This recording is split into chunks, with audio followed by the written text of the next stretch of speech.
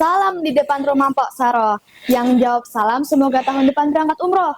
Bismillahirrahmanirrahim. Assalamualaikum warahmatullahi wabarakatuh. Alhamdulillahilladzi faddala bani adama bil ilmi wal amal. Wassalatu wassalamu ala Muhammad sayyidinil arabi wal ajam wa ala alihi wa ashabihi ya nabi'ul ulum wal hikam. Amma ba'du. Pertama-tama, marilah kita bersyukur kepada Allah yang Maha Ghafur yang telah memberikan kita nikmat umur agar kita selalu bersyukur, hidup makmur, tidak takabur, dan selalu mengharapkan nikmat kubur. Amin ya rabbal alamin. Kedua kalinya, sholat beribu-ribu salam marilah kita sampaikan kepada putra gurun pasir yang mana Senin subuh beliau lahir. Patung-patung di sekitar Ka'bah terjungkir, beliau Nabiullah terakhir. Siapa lagi kalau bukan Nabi besar Muhammad Sallallahu Alaihi Wasallam. Yang terhormat Bapak Kiai Haji Lukman Hakim Hamid selaku pengasuh Pondok Pesantren Al-Hamid.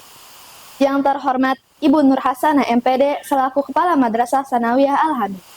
Yang terhormat Bapak dan Ibu Guru Madrasah Sanawiyah Al-Hamid yang mohon maaf namanya tidak dapat saya sebutkan satu persatu, tetapi tidak mengurangi rasa takzim saya kepada beliau semua, serta sahabat Hira yang saya cintai. Pada kesempatan yang berbahagia ini, izinkan saya, Almas Mumtaz Fahriyati, untuk memberikan sedikit tausiah dalam rangka hikmah Ramadan yang bertema meneladani akhlak dan adab Rasulullah Sallallahu Alaihi Wasallam.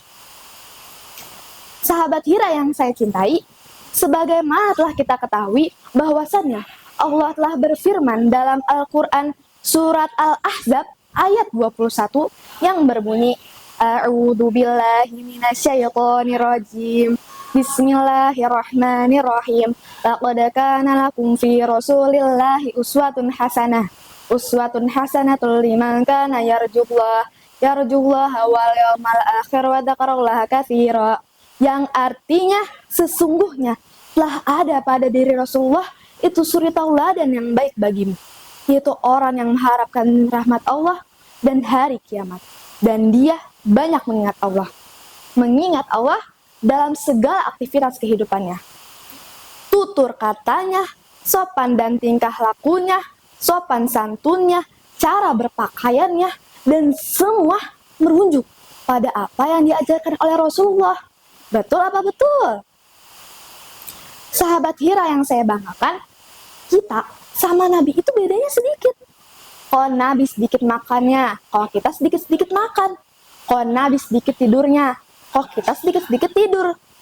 Jadi, kita sama Nabi itu bedanya sedikit. Ada cerita, dulu ada orang kaya, tapi susah banget tidurnya. Padahal kaya, tapi susah tidurnya. Orang miskin mah jangan ditanya, orang gampang banget tidurnya, makanya tidur mulu. Jadinya nggak kaya-kaya deh. Orang kaya ini padahal udah minum obat tidur setiap malamnya, tapi tetap aja nggak bisa tidur. Akhirnya ada yang nyaranin untuk masuk Islam. Saking pengennya dia bisa tidur, akhirnya dia masuk Islam. Ketika sholat Jumat, baru aja khatib khutbah, dia udah langsung tidur, pules lagi. Alhamdulillah. Sahabat Hira yang saya sayangi, uswatun hasanah, suri tauladan yang baik. Uswatun hasanah itu isinya ada 3. Yang pertama suratun, yang kedua sirotun, yang ketiga sarirotun. Bukan sari roti ya. Jadi apa yang harus kita teladani dari Rasul? Yang pertama suratun adalah gambaran atau bentuk fisik atau casing. Bagaimana gambaran Nabi, bagaimana penampilan Nabi, ikutin, tiru oleh kita. Nabi kalau berpakaian sopan, maka kita pun juga harus berpakaian dengan sopan. Nabi kalau berpakaian menutup aurat, maka kita pun juga harus menutup aurat.